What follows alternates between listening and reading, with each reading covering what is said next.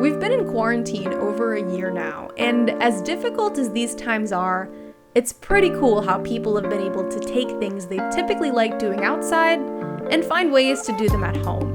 For a lot of people, home brewing in particular has been both a form of relaxation and a thoughtful, even meticulous hobby. Some might even call it a life skill.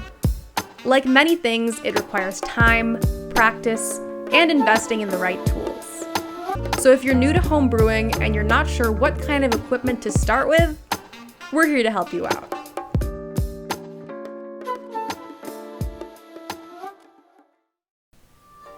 Vietnamese coffee makers are a great option if you like a strong brew. And when we say strong, we mean it. Drink with caution if you're not used to intense caffeine consumption. To make Vietnamese coffee, start by filling your mug with sweetened condensed milk. This step is optional if you don't like sugary coffee, but try it out if you're going for an authentic flavor. Place the base and body of the device on the rim of your cup and scoop coffee grounds into it.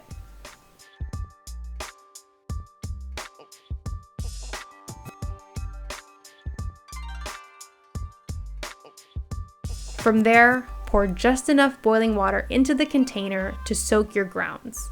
Then firmly press the damper onto the wet grounds. Pour boiling water right over the damper and the brewed coffee will slowly drip down into your cup.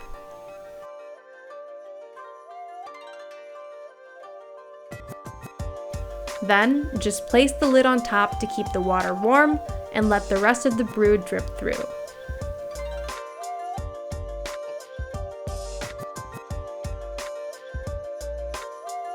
It may take around 4 to 5 minutes to finish, but the results will be worth it.